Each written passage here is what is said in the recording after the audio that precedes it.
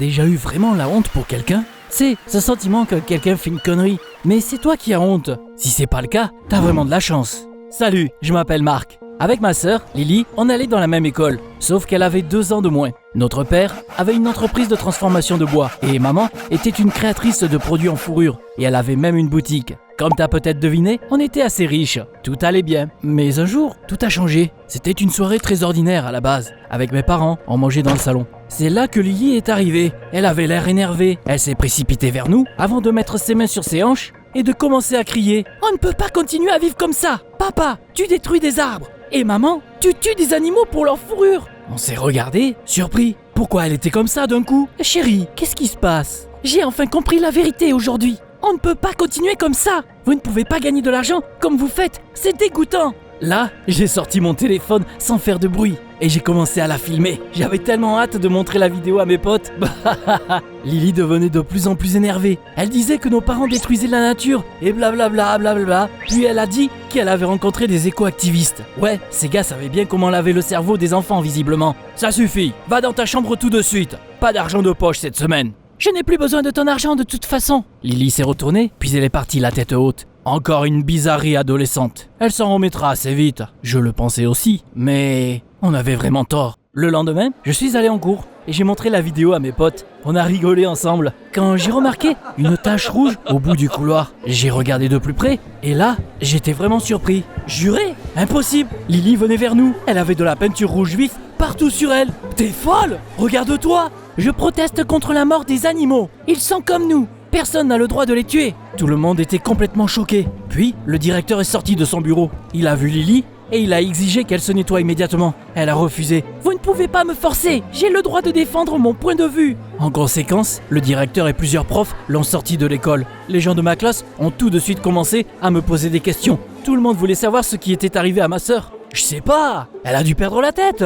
Je rigolais, mais c'était pas vraiment drôle. Lily ne se faisait pas juste honte à elle, mais à moi aussi. Dans la soirée, j'ai essayé d'avoir une conversation sérieuse avec elle. Faut que t'arrêtes ces bêtises. Tu t'es bien amusé ? Tu comprends maintenant à quel point c'est stupide ? Lily ne m'écoutait même pas. Elle m'a répété qu'elle avait le droit de défendre son point de vue et que personne ne la ferait changer d'avis. Avec mes parents, on avait toujours espoir qu'elle reviendrait à la raison, mais Lily était sérieuse, bien que personne ne pouvait même imaginer jusqu'où elle irait. Quelques jours après, il s'est passé quelque chose. Un jour, on est allé au skatepark avec mes potes. On passait un bon moment. Mais à un moment donné, on a entendu des cris. Il y avait une foule pas loin. On a décidé de découvrir ce qui se passait. Tu ne croiras jamais ce que j'ai vu là-bas. Il y avait plein de caisses en bois qui avaient été placées les unes sur les autres en plein milieu du parc. Puis il y avait un groupe de personnes debout dessus. Ils étaient habillés et peints bizarrement. Et ils criaient quelque chose sur la protection de l'écologie et de la faune dans des mégaphones. Je n'aurais jamais même regardé ces fanatiques avant. Mais là, j'ai vu que ma sœur était avec eux. C'est pas Lily là ? Je voulais juste disparaître dans le sol. J'ai essayé de la faire descendre de la boîte, mais elle a crié et résisté. Ses amis m'ont repoussé. Au final, j'ai dû abandonner et partir. Tu ne peux pas imaginer à quel point c'était exaspérant. Ça empirait de jour en jour. Lily a commencé à manifester à l'école. Elle a accroché des affiches partout et parlé d'écologie dans la cour de l'école. Le directeur et les profs ont essayé de l'attraper plusieurs fois, mais Lily arrivait toujours à s'échapper. Tout le monde parlait d'elle. J'en avais marre que les gens posent des questions sur ma sœur. Un jour, Lily s'est vraiment surpassée. Avec mes potes, on se détendait à la plage. Je surfais quand j'ai remarqué ma sœur. Ce que j'ai vu m'a tellement choqué que je suis tombé dans l'eau. Mais je me suis vite remis et je me suis dirigé vers le rivage. Je ne pouvais pas croire qu'elle l'avait fait. Lily marchait sur la plage sans vêtements. Elle n'avait que du body art sur elle. Elle était accompagnée de plusieurs autres idiots. Pas de déchets sur les plages. Prenons soin de la nature. Je suis sorti de l'eau, j'ai attrapé la première serviette que j'ai pu trouver et j'ai couvert ma sœur. T'es folle ? Habille-toi tout de suite. J'avais l'impression qu'elle ne me voyait même pas. Elle est juste passée à côté de moi.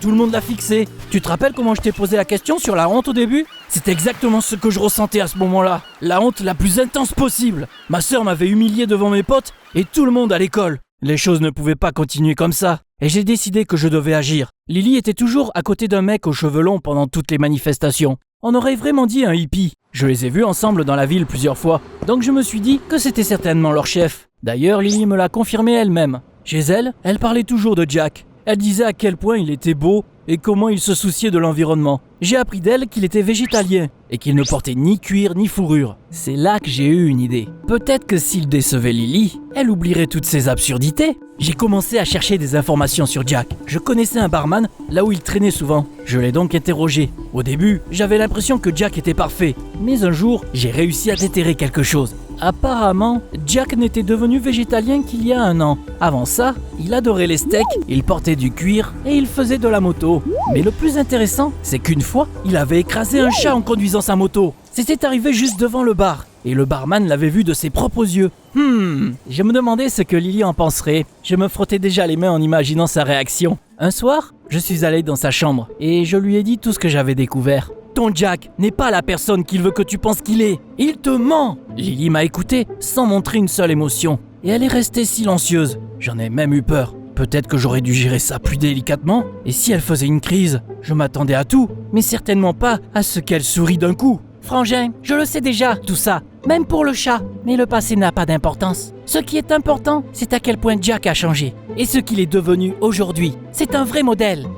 Je me sentais tellement con. J'avais perdu tellement de temps. Et tout ça pour rien. Mais je n'allais pas abandonner aussi facilement. Si je n'arrivais pas à trouver quelque chose pour qu'il s'embrouille, peut-être que je pouvais le soudoyer. Je l'ai coincé au bar et je l'ai pris à part pour parler. Je suis le frère de Lily et je n'aime pas ce dans quoi tu l'as entraîné. Notre famille a beaucoup d'argent. On te paierait bien si tu la laisses tranquille. Tu veux quoi? Jack a croisé ses bras et il m'a fixé. Je ne suis pas intéressé par l'argent. N'ose même plus me faire une offre pareille. Mon plan a échoué. Mais le pire, c'est que ce hippie a tout raconté à Lily. Elle est devenue folle et elle m'a engueulé. Si tu continues comme ça, tu ne seras plus mon frère. T'imagines un peu? Elle se souciait plus d'un mec chelou que de moi. Je me sentais désespéré et je ne savais pas comment aller en cours le lendemain. C'était le week-end. Je n'avais pas encore vu mes potes après les folies de Lily sur la plage. Tout le monde se moquerait de moi. Pour me changer les idées, j'ai décidé d'aller faire du skate autour de la ville. Quand je suis passé devant un grand centre commercial, j'ai encore vu une foule près de l'entrée. Oh non, ouais, encore des éco-activistes? Bien sûr, Lily était là aussi. Elle avait dessiné un zèbre sur son visage. Je n'arrivais pas à la regarder. Je voulais passer sans rien faire, mais j'ai remarqué quelque chose d'incroyable. Au début, je pensais l'avoir imaginé. Mais non, il y avait un pote qui était avec ses fanatiques et il tenait une affiche. Choqué, je l'ai rejoint en skate. Qu'est-ce que tu fais là? Tu sais, j'ai compris que Lily avait raison. Ces gars font ce qu'il faut et je veux en faire partie.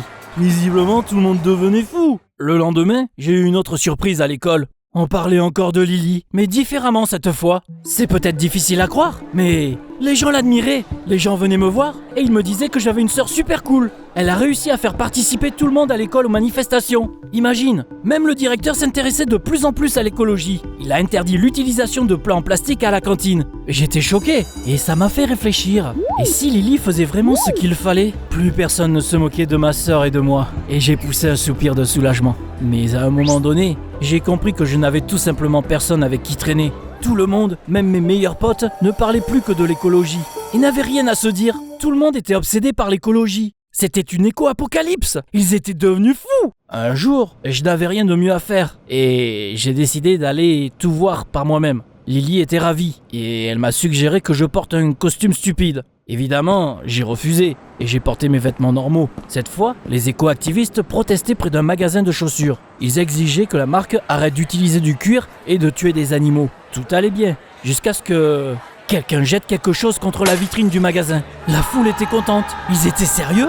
Ils ont décidé de tout casser ou quoi? L'alarme s'est déclenchée et quelques minutes plus tard, on a entendu une sirène de police. Tout le monde s'est enfui. Moi, je me sentais tellement perdu que je suis juste resté là, planté comme un con. Je n'arrivais pas à croire que ça arrivait vraiment. Je n'ai repris mes esprits que quand les flics ont commencé à sortir de la voiture. Arrêtez-vous là! Je n'ai réussi à partir que par miracle. Que des cons! Ils étaient tous complètement timbrés. Les manifestations pacifiques, c'était une chose, mais briser les vitrines en était une autre. J'avais peur qu'on se fasse arrêter avec Lily, mais on s'en est sorti. Quand je suis rentré à la maison, j'ai entendu mes parents en parler. Apparemment, ils s'étaient également intéressés à ces éco-idées. À cause de ça, papa avait déjà repoussé quelques grands investisseurs. Il allait lancer une entreprise éco-responsable un peu douteuse. Mais où est-ce qu'on va trouver l'argent pour ça? Ne t'inquiète pas, j'ai pensé à tout. On va utiliser l'héritage des enfants. Ça en vaudra la peine. Cette conversation m'a vraiment alarmé. Imagine si je restais sans héritage. Contrairement à papa, je n'étais pas sûr que son nouveau business marcherait bien. Quelques jours plus tard, la situation s'est encore aggravée. L'entreprise de maman s'écroulait complètement.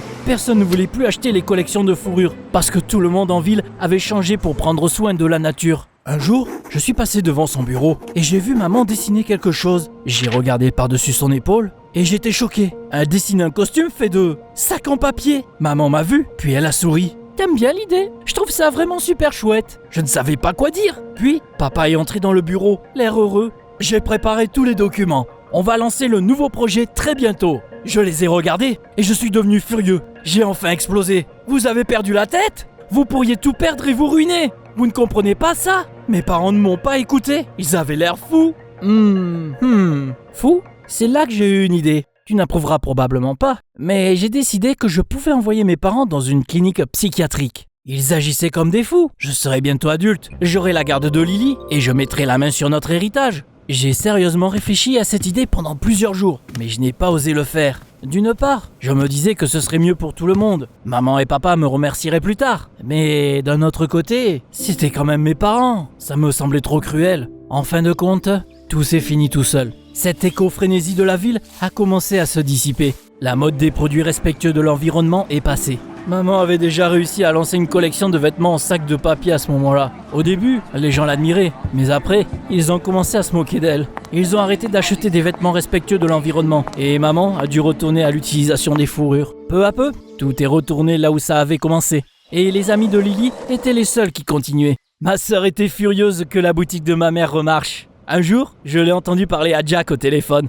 On devrait détruire les manteaux de fourrure dans le magasin de ma mère. Les gens me respecteraient encore plus après ça. Puis mes parents ne me feront rien. Maman ne me dénoncera jamais à la police. J'étais horrifié. Comment est-ce qu'elle pouvait même penser à faire une telle chose? Évidemment, au début, je voulais l'arrêter et tout dire à nos parents. Mais c'est là que j'ai changé d'avis. Oui, maman perdrait de l'argent, mais Lily aurait de gros ennuis. Je doutais fortement que nos parents ferment les yeux cette fois-ci et lui feraient enfin comprendre qu'elle était allée trop loin. J'ai passé le lendemain à suivre Lily. Elle s'est glissée dans le magasin le soir après les heures de travail avec ses amis.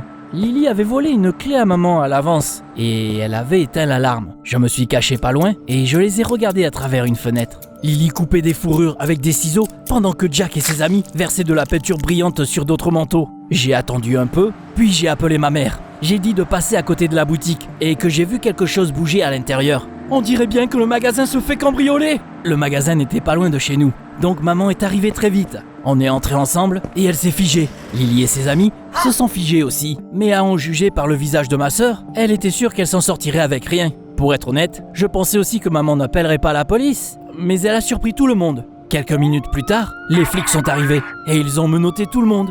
Ne me touchez pas! Vous ne savez pas qui est ma mère! C'est la propriétaire de cette boutique. Exactement. Et tu es une criminelle. Tu as saccagé ma boutique et je ne te laisserai pas faire ça impunément. Lily et ses amis ont été emmenés au poste de police. Jack y a passé un long moment. Lily a vite été libérée. Mais on lui a dit qu'elle devrait payer pour les dégâts. Elle a demandé de l'argent à papa, même si elle lui avait dit qu'elle n'en avait pas besoin. Mais papa a pleinement soutenu maman et il ne lui a pas donné un centime. Lily a donc cherché un emploi à mi-temps en tant que serveuse dans un café végétalien. Peu à peu, tout est redevenu normal. Ma sœur a commencé à réfléchir à son comportement. Un soir, elle est venue voir nos parents et elle a demandé pardon. Je suis désolée, je suis allée trop loin. J'ai fait une connerie pour me faire entendre, mais c'est mal. Je veux aider l'environnement, mais je promets que je ne ferai plus rien d'aussi extrême. Mes parents se sont tus pendant un certain temps, puis ils lui ont pardonné. J'ai écouté Lily, j'ai réfléchi à ce qui s'était passé et j'ai aussi tiré quelques conclusions. D'un côté, les militants avaient raison, leurs idées étaient bonnes. J'ai décidé de prendre soin de l'environnement aussi. Et j'ai commencé par de petites actions. Maintenant, je trie les ordures tous les jours et j'essaie de ne rien acheter en plastique. Papa a fermé son éco-business douteux, mais il essaie toujours de faire quelque chose d'utile. Je plante des arbres avec lui et Lily. Maman donne également une partie de ses revenus à l'aménagement paysager des places. C'est jamais bien d'être extrémiste. L'équilibre est important partout et je crois bien qu'on l'a atteint. Tu te soucies de l'écologie, toi? Dis-moi tout dans les commentaires. Les activités de la Fondation sont cachées aux yeux des gens, mais chacun de vous peut faire face aux terribles anomalies et s'immerger dans l'atmosphère d'une organisation puissante. Les objets les plus dangereux quittent les pages des archives secrètes et prennent vie dans les scénarios imprévisibles des chroniques SCP. Et pour les individus les plus désespérés qui se sont aventurés à fouiller dans les protocoles secrets, nous avons toujours une dose d'amnésique.